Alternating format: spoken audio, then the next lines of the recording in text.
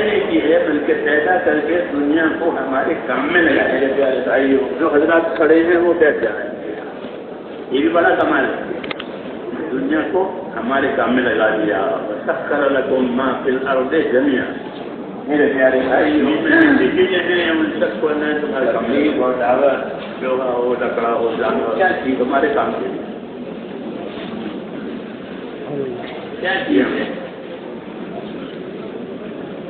آسمان زمین سب آپ کے کام کے لیے تبلیغ اور دعوت آپ کے لیے تابع ہے. خدمت زندگی کی ذمہ داریوں کا دے گا. سمندر دیا ہے کام کے رس بنانے کے لیے. یہ سخر لکم البحر. یہ سب سمندر کو تمہارے کام میں لگائے ہو. سمندر کہ اپنی زندگی کی بڑی سمندر جا کر کے دیکھنا. اس لیے جماعتوں میں جاتے تھے ہم بمبئی سے پانی کے راستے سے. ہاں یہی کرتے ہیں جہاں ذمہ داریاں ڈالی ہے بندرگاہ سے اس کو سمجھنا ہے. پانی پانی اور پھر اس کو آخرت بنانے کے لیے باہر نہ جا کوئی چیز نہیں. پانی پانی جانچوں کی دعوت اور تبلیغ میں آخرت آج ان کو یاد چلتا ہے. وَأَخْلَصْنَاهُمْ بِخَالِصٍ بڑی مغفرت کا کرام کی بات بڑی مغفرت ہے. سمندر کہ وہ تمہارے کام میں لگائے. ہاں یہ حضرات پوری طرح یکسو ہوتے ہیں. لوگ سمندروں پہ درمیان کماتے ہیں. سرمایہ ہوتی ہے نوکریاں ہوتی ہے. سمندر سے مچھلی بھی نکالتے ہیں مرغی بھی نکالتے ہیں.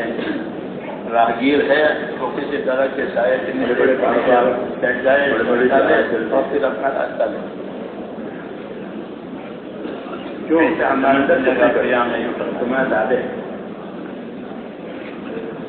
سمندر کو کاٹنے کیا حضرات سے کشتیاں نکلتی ہیں. تم دیکھو گے کہ سمندر میں جہاز پانی کو کاٹتا ہوگا. کہ اپنی زندگی کی ذمہ داریوں کو پورا کرنا ہے آخرت بنانا. یہ سب کیا ہے کہ اللہ تعالیٰ کے احسانات. کیونکہ ہر آدمی ہمارے دنیا کو آخرت میں مسافر میں لگا. شریف ہے کا مسافر کو آخرت میں لے جائے گا. یہ نہیں کرنا چاہیے بمبئی کی طرف جائے گا میں آخرت کے لیے ہوں تو پھر وہ پڑے گا. سامان دیا خالی آخرت کے لیے نہیں بنایا. اس لیے آخرت کا بنانے کا وہ آپ کو سامان بھی جائے گا. کہ آخرت بنانے کا سامان کیا جگہ ہے. پھر آخرت بنانے کا سب سے بڑا سامان وہ ایمان ہے. مسافر کی واپسی ہوتی ہے. ایمان کے بغیر دنیا کا ایمان کے بغیر آخرت پھر واپس آتا ہے.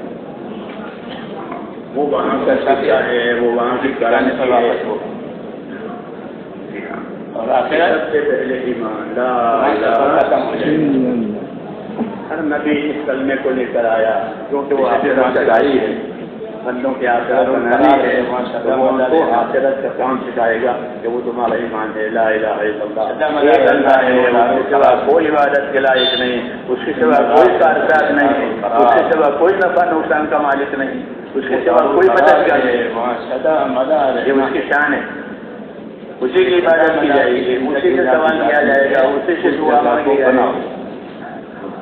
اس نے عبادت کا حکم دیا ہے. مدد کا وعدہ کیا ہے. دعا کا حکم دیا ہے. قبول ہونے کا وعدہ کیا ہے. اصلح لی دینی الذی هو عصمت امری. عبادت کا حکم دیا اور مدد کا وعدہ کیا. دعا کرنے کا حکم دیا اور قبول کرنے کا وعدہ کیا. اللہ سے مانگو. عبادت کر کے مانگو. کر کے مانگو. اس سے اللہ تعالیٰ رحمتوں کے حالات لائیں گے. عبادت اور اطاعت دنیا میں اور آخرت میں رحمتوں کے حالات لانے کا ذریعہ ہے. اطیعوا اللہ واطیعوا الرسول لعلکم ترحمون. اطاعت کرو اللہ کی اور اطاعت کرو اس کے رسول کی تاکہ تم پر رحم ہو جائے. تو رحم کے اسباب یہ ہے دنیا میں بھی اور آخرت میں بھی. ایمان اور ایمان کی غرض اور غایت کہ ایمان اللہ تعالیٰ نے اطاعت کے لیے دیا ہے کہ اللہ پر ایمان لا کر اس کے تابع دار اور اطاعت کرنے والے بنو. وما ارسلنا من رسول الا لیطاع باذن اللہ.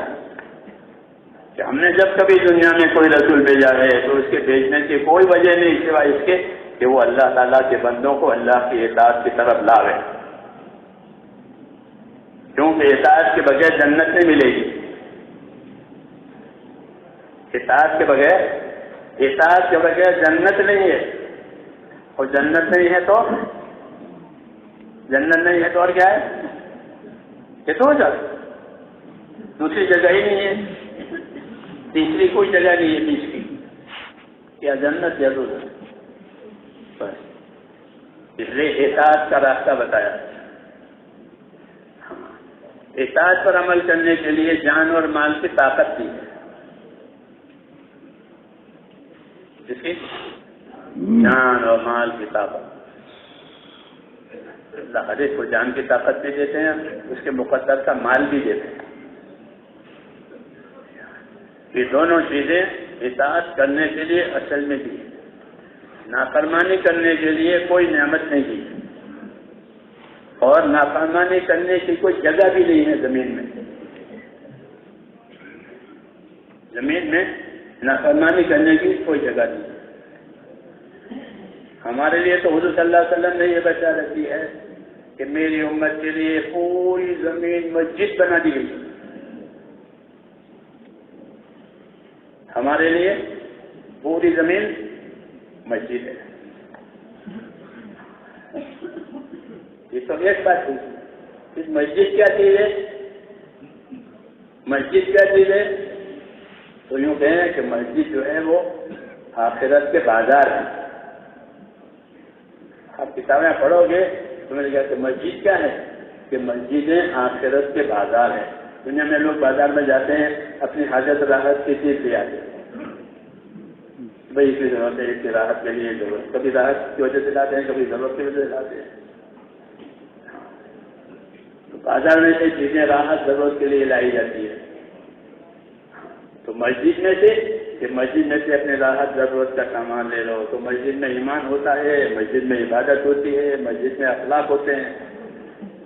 جی ہاں، مسجد کا یہ موضوع ہے. تو ہماری تو ساری زمین مسجد، جہاں چاہو نماز پڑھ لو. پانی نہیں ہے تو اسی زمین میں تیمم کر لو. ہاں، تو ساری زمین کو اللہ پاک نے مسجد بنایا ہے. تو گویا ہماری زندگی مسجد والی. کیا والی؟ مسجد والی. مسلمان کی زندگی مسجد والی، کہ وہ صبح سے شام تک اور شام سے صبح تک وہ اللہ کے اطاعت اور عبادت میں رہتا ہے، اور اس کو عبادت اور اطاعت کے طریقے بتائے ہیں. ان طریقوں پر عمل کرنے کی وجہ سے وہ چیز عبادت بن جاتی ہے. اس لیے ان طریقوں کا سیکھنا ضروری قرار دیا. حضور صلی اللہ علیہ وسلم ایمان اور علم لے کر آئے ہیں. کیا لے کر آئے ہیں؟ ایمان اور علم. ایمان سے اللہ رسول سے تعلق، پھر اس تعلق کا کیا حق ہے؟ ہر تعلق کے حقوق ہوتے ہیں. ہر تعلق کے حقوق ہوتے ہیں. بیوی سے تعلق ہے تو بیوی کا حقوق ہے، اولاد سے تعلق ہے تو اولاد کے حقوق ہیں، زمین جائیداد سے تعلق ہے تو اس کے حقوق ہیں. ہر تعلق حقوق مانگے گا. تو اللہ رسول سے بھی تعلق ہے، جہاں کہ اللہ کی عبادت کی جائے گی اور رسول صلی اللہ علیہ وسلم کی تابعداری کی جائے گی اس عبادت میں. یہ حق ہے. حضرت معاذ رضی اللہ تعالیٰ عنہ سے حضور نے پوچھا کہ معاذ، آپ کو معلوم ہے اللہ کا کیا حق ہے؟ کہ مجھے کیا معلوم، آپ بتائیں گے. تو فرمایا کہ اللہ کا حق یہ ہے کہ اسی کی عبادت کی جائے گی، اس کے ساتھ کسی کو شریک نہیں کیا جائے گا. تو زندگیوں کو عبادت بنانا اور اپنی رہائش کو مسجدیں سمجھنا، جی ہاں، تاکہ اس سے آخرت بنے. تو میں نے کہا کہ آخرت بنانے کے لیے اللہ نے ایمان دیے، اور پھر اس ایمان کے حقوق پہچاننے کے لیے اللہ نے نبی صلی اللہ علیہ وسلم پر علم اتارا. کیا اتارا؟ نبی پر علم اترتا ہے. وہ علم رہبری کرتا ہے زندگی کے مختلف حالات میں. کہ اب کیا کرنا ہے، اب کیا کرنا ہے، کس چیز سے بچنا ہے، کس چیز کو کم کرنا، کس چیز کو زیادہ کرنا، کس نیت سے کرنا، کس طریقے سے کرنا، یہ نبی کی رہبری ہوتی ہے، علم کی رہبری۔ اس علم کا ہونا زندگیوں میں فرض ہے، اس لیے کہا کہ علم سیکھنا ہر مسلمان پر فرض ہے۔ جو چیز اس پر فرض ہوئی اس کا علم فرض ہو گیا۔ نماز فرض ہوئی تو نماز کا علم فرض ہو گیا کہ نماز کیسے صحیح ہوگی، نماز کیسے بگڑے گی، نماز کی کیا فضیلت ہے، نماز پڑھوں گا تو کیا ملے گا، اس یقین کے ساتھ، اس ترتیب کے ساتھ نماز پڑھے، مالدار ہو گیا۔ کیا ہو گیا؟ مالدار ہو گیا۔ یہ زکوٰۃ کا علم فرض ہو گیا۔ زکوٰۃ دینی ہے، کتنی دینی ہے، کس کو دینی ہے، کب دینی ہے، کس مال سے دینی ہے، یہ فرض ہے۔ زمانے کی رواج کے مطابق کوئی کام کر لینے سے وہ عمل نہیں بنتا، وہ رواج بنتا ہے۔ اللہ کا حکم ہو، نبی کا طریقہ ہو، نیت کی اخلاص ہو، اس سے بنتا ہے عمل، اس سے عمل بنتا ہے، نہیں تو رواج پر کچھ نہیں ملتا، رواج میں غفلت ہوتی ہے۔ تو جو چیز ہم پر میرے اس کو فرض ہو جائے اس کا علم فرض ہے، نہیں تو وہ جہالت سے ادا کرے گا، وہ قابل قبول نہیں ہے۔ ایک غلطی بھی آپ غلط دیکھ لاؤ تو وہ رد کرے گا، یہ صحیح نہیں ہے، چل چلاؤ پڑتا والا کیوں کہ وہ غلطی غلط لکھی ہے، تو غلط چیز کی کوئی قیمت ہوتی نہیں۔ اس لیے اپنے عمل کو سنبھالنے کے لیے ہم کو اللہ تعالیٰ نے علم دیا ہے، اور اپنے عمل کی قدر کرنے کے لیے فضائل کا علم دیا، اور عمل کو صحیح کرنے کے لیے مسائل کا علم دیا، تاکہ ہم دونوں کو سیکھ کر کے اپنے عمل سے اپنے آخرت بنائیں۔ دوسری بات ہے کہ ہماری زندگی سب کی ملی جلی ہے۔ انسان ایسی مخلوق ہے کہ پیدا ہوتے ہی اس کے تعلقات پیدا ہو جاتے ہیں، پیدا ہوتے ہی اس کے تعلقات پیدا ہو جاتے ہیں۔ حیوانوں کے تعلقات نہیں پیدا ہوتے، انسانوں کے تعلقات پیدا ہوتے ہیں۔ جی ہاں، حیوانوں کے نہیں ہوتے۔ کون ماں کون باپ ہو، جب پرندے کا بچہ اڑنے والا ہو گیا تو وہ اڑ جاتا ہے، کون ماں کون باپ ہوئی۔ اس طرح ہر جانور ہے۔ آپ کا ایسا نہیں ہے، آپ سے بہت تعلقات ہیں، بہت تعلقات۔ اس لیے ان تعلقات میں کیسے رہو گے اس کا علم دیا ہے، کیونکہ آدمی تعلقات کے بارے میں یا تو ظالم بنے گا،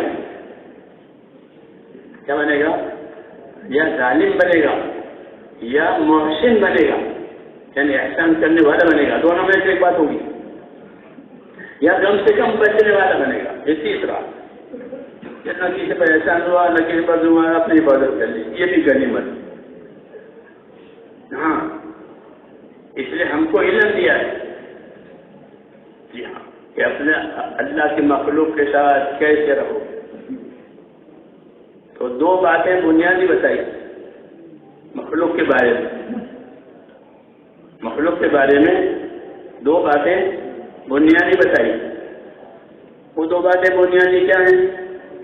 ان اللہ یامر بالعدل والاحسان، یہ بنیادی بات ہے مخلوق کے ساتھ، کہ اللہ نے حکم دیا ہے تم کو کہ کس چیز کا، کہ انصاف کرنے کا، احسان کرنے کا، کہ مخلوق کے ساتھ کیسے رہو گے، کہ مخلوق کے ساتھ انصاف سے رہیں گے۔ کیسے رہیں گے؟ انصاف کے ساتھ، یعنی جو چیز اپنے لیے پسند کرو گے وہی دوسروں کے لیے پسند کرو گے، جو چیز اپنے لیے ناپسند کرو گے وہ دوسروں کے لیے ناپسند کرو گے۔ کہ جب تو ایسا بن گیا کہ جو چیز اپنے لیے پسند کرتا ہے وہی بھائی کے لیے پسند کرتا ہے، جو اپنے لیے ناپسند کرتا ہے وہ اپنے بھائی کے لیے ناپسند کرتا ہے، تو مومن ہو گیا۔ ہاں، تو مومن ہو گیا۔ یہ انصاف کا درجہ ہے، چیز اپنے لیے پسند کرو وہی دوسروں کے پسند کرو، جو چیز اپنے نہ پسند کرو دوسروں کے نہ. یہ کیا ہوا؟ انصاف. اعدلوا اقرب للتقوى، انصاف کرو کہ یہ تقویٰ جو ہے وہ انصاف جو ہے تقوی سے قریب ہے، کہ اس سے آدمی متقی بنتا ہے. جتنا متقی ہوگا اتنا انصاف کرنے والا ہوگا. ہاں تو اس کو اندر ڈر ہے کسی کی طرف سے میرے اوپر کوئی نہ ہو جائے، اس لیے جو اپنے لیے پسند کرے گا وہ دوسرے پسند کرے گا. یہ عام مخلوق کے ساتھ ہے، جانوروں کے ساتھ بھی. جانوروں پر ان کی طاقت سے بوجھ میں ڈالو، ان کا حق ادا کرو. حدیثوں میں مولانا سامنے نے تو باقاعدہ ایک کتاب لکھی ہے جانوروں کے حقوق کے بارے میں، کہ ان کے حقوق ہیں. پالو جانور کوئی حرج نہیں، لیکن ان کے حق کی ادائیگی کے ساتھ، کیونکہ دنیا حق ادا کرنے کی جگہ ہے، آخرت بدلہ پانے کی جگہ ہے. جو حق ادا کر کے جائے گا وہ بدلہ پائے گا. کتے کو بھی پانی پلا دے تو جنت میں جائے گا. جی ہاں، تو یہ حکم ملا ہے انصاف کرنے کا. انصاف کرنا بہت بڑی عبادت ہے. انصاف کرنے والا حاکم اللہ کے عرش کے سائے کے نیچے ہوگا، اور انصاف کرنے والے حاکم کی دعائیں قبول ہوتی ہے. جیسے روزہ دار کی افطار کے وقت میں قبول ہوتی ہے، اس کی دعا قبول ہوتی ہے. یہ اللہ کا مقرر بندہ ہو گیا. کیوں؟ یہ انصاف سے رہتا ہے، انصاف کر کے لوگوں کے حقوق کی حفاظت کرتا کراتا ہے. تو مخلوق کے ساتھ کیسے رہو گے؟ انصاف کے ساتھ. جو اپنے لیے پسند کریں گے وہ دوسروں کے لیے پسند کریں گے، جو اپنے ناپسند کریں گے وہ دوسروں کا. اور اس سے اگلا حکم کہ احسان کرنے کا حکم ہے کہ انصاف کے ساتھ احسان کرو، یعنی اپنی طرف سے ان کو فائدہ پہنچاؤ اور ان سے کوئی فائدہ مت لو. فائدہ دے کر فائدہ پہنچانا یہ تجارت ہے. وہ تو ہے دنیا میں کہ پیسے دو شکل لے لو. آپ کو شکل چاہیے کہاں تو پیسے لو. پیسے دیے شکل مل گئی، پیسے دیے دودھ مل گیا. متاجرہ. پیسے دو مال لو، مال دو پیسے لو. ایک شکل ضرورت پورا کرنے کے لیے. لیکن جو حقوق کی ادائیگی کے لیے احسان کرو، دوسروں کو معاف کر دو. کیا کر دو؟ معاف کر دو. معاف کرنا احسان ہے. بدلہ لینا جائز ہے، معاف کرنا احسان ہے. معاف کرنا سیکھو، معافی دو لوگوں کو، درگزر کرو، اپنے سینوں کو صاف رکھو. معاف کر دو، معاف کرے گا تو سینہ صاف ہو جائے گا. اب دل میں کچھ نہیں ہے، معافی ہو گئی. احسان. ایسے ہی اپنی جان مال سے دوسروں کو نفع پہنچاؤ، ان سے نفع کی امید مت رکھو. یہ مخلوق کے ساتھ انصاف کے ساتھ رہنا احسان. احسان دو طریقے سے ہوتے ہیں، دینی بھی دنیاوی بھی. دنیاوی احسان تو مشہور معروف ہے، کھلاؤ پلاؤ، ضرورت مند ہے ضرورت پوری کرو، تکلیف میں ہے تو اس کی تکلیف دور کرو. یہ ہے، اس کا رواج ہے دنیا میں. اور دینی احسان، یہ دین احسان ہے کہ اس کے ساتھ احسان کرو اور اس کو دین سکھاؤ.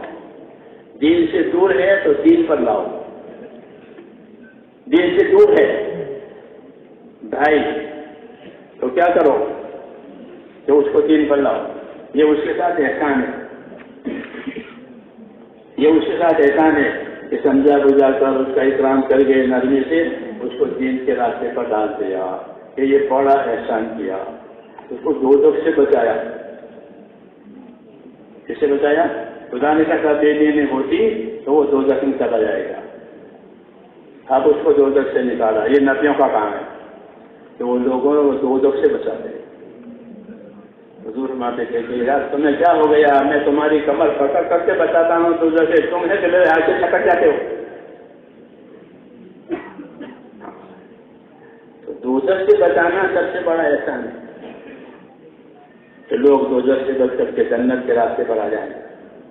اس سے بڑا کوئی احسان نہیں. حضور صلی اللہ علیہ وسلم کو اس احسان کی تعلیم دی ہے اور آپ نے ہم کو اس احسان کی تعلیم دی کہ لوگوں کو دوزخ سے بچاؤ. ایمان سکھا کر، اعمال سکھا کر، اخلاق سکھا کر، ان کے حق میں دعا مانگ کر، ان کے لیے ہدایت کی دعا مانگو، ان کے لیے ہدایت کی دعا مانگو. کہ دعا مانگنا بھی احسان ہے.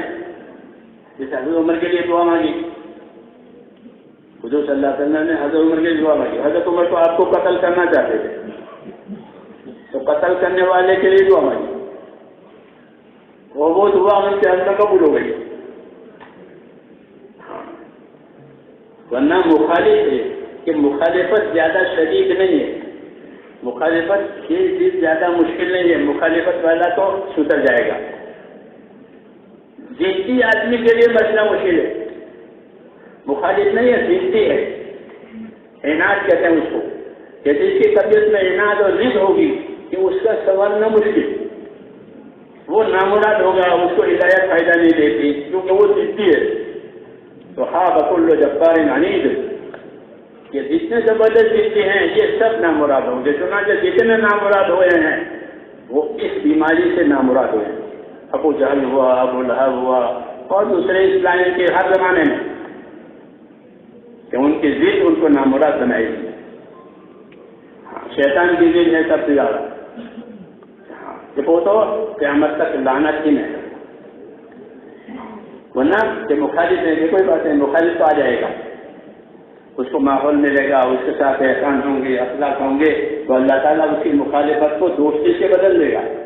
اس کے لیے احسان اور اخلاق کی صفت بھی ہے کہ احسان اور اللہ کی صفت میں مسلمان میں آ جائے گی تو وہ اپنے دشمن کو دوست بنا لے گا. اس کا یہ برتاؤ احسان کا کہ دوسروں کو دوست بنا دے گا، اس کی دشمنی ختم ہو جائے گی. ادفع بالذی ہی احسن فاذا الذی بینک وبینہ عداوۃ کأنہ ولی حمیم. یہ برائی کا بدلہ بھلائی سے دو، اس کو برائی کو دفع کرو بھلائی سے، تو ایسا تمہارا برتاؤ احسان کا ہوگا تو جو تمہارا دشمن ہے وہ تمہارا دوست ہو جائے گا. یہ انعام ہے اللہ تعالیٰ کا. جی ہاں، کہ محبت پیدا ہو جائے گی، اور محبت ایمان کی برکات میں سے ہے کہ جب ایمان پھیلتا ہے تو محبتیں پھیلتی ہیں. ان الذین آمنوا وعملوا الصالحات سیجعل لهم الرحمن ودا. کہ ایمان اور اعمال کہ اس کا اثر یہ ہے کہ مودت اور محبت پیدا ہوگی، اور محبت کے بعد سارے کام آسان ہو جاتے ہیں. بغیر محبت کے سارے کام مشکل پڑتے ہیں، اور محبت میں سارے کام آسان. ماں اور باپ کو محبت ہوتی ہے تو وہ اپنے بچوں کی طرف سے کوئی مشکل ہے، میرے بچے ہیں میرے بچے ہیں، دوا نہیں ہے کہاں بیٹا، کتابیں نہیں ہے کہاں بیٹا، فلاں چیز میں پڑھنے کہاں بیٹا، سب چیزوں میں ہاں. کیوں؟ محبت ہے. اللہ نے وعدہ کیا ہے کہ محبت کی فضا ایمان اور عمل سے ہوگی. جیسے صحابہ کرام جنہیں محبت والا ہوگی، دشمن تھے، قبیلے کا ذوق ختم ہو گیا. تو حالات کے بدلنے کا تعلق سب سے زیادہ دین سے ہے کہ جب دین آئے گا اللہ حالات بدلیں گے. مدینہ منورہ ایک بیماری تھی، وہ مشہور تھی عرب میں، اس کو حمہ یثرب کہتے تھے. یثرب مدینہ منورہ کا پرانا نام ہے جو بعد میں بدل دیا گیا. مدینہ کو لوگ یثرب سے پہچانتے، اس کا ترجمہ اچھا نہیں ہوتا تو اس کو بدلا گیا. تو اس جاہلیت کے زمانے میں اس بخار کو کہتے تھے حمہ یثرب. یثرب کا بخار وہ بہت سخت ہوتا تھا. مہاجرین بھی جب گئے تو ان کو بخار ہو گیا، اور کمر توڑ بخار. جب حضور صلی اللہ علیہ وسلم تشریف لے گئے، مہاجرین تشریف لے گئے، تو ایک مدت ان پر رہا، پھر اللہ تعالیٰ نے اس وبا کو نکال دیا. پھر مدینے سے وہ وبا حضور صلی اللہ علیہ وسلم کے جانے سے آپ کے دین وہ وبا ختم ہو گئی. جوہبہ کی طرف گئی. خواب میں کسی نے دیکھا کہ عورت ہے اور بکھرے ہوئے بال ڈراؤنی شکل سے پوری طرح جا رہی ہے جوہبہ کی طرف. جوہبہ جگہ ہے ابھی بھی ہے. تو کیا ہوئی تعبیر؟ کہ اس کی تعبیر یہ ہے کہ مدینے میں جو پھیلا تھی بیماری کی وہ گئی، مدینے کی آب و ہوا صاف ہو گئی. تو اللہ تعالیٰ نے یہ نشانیں قائم کی ہیں کہ اللہ تعالیٰ دین کی برکت سے سارے حالات کو ٹھیک کرے گا. کبھی دیر سے ہوگی، لیکن رحمت کے حالات جو بنیں گے وہ دین پر بنیں گے. اطیعوا اللہ واطیعوا الرسول لعلکم ترحمون. سب کے لیے اطاعت میں آ جاؤ، اللہ کی اطاعت میں آ جاؤ، اللہ کے نبی کی، کہ پھر کہ پھر تمہارے اوپر رحمتیں ہوں گی. اگر اطاعت کی عمومی فضا بن گئی تو اللہ تعالیٰ عمومی فضاؤں میں رحمتیں ڈالیں گے اور ان کے کام بنائیں گے, ان کے مسائل آسان ہو جائیں گے رحمتوں سے.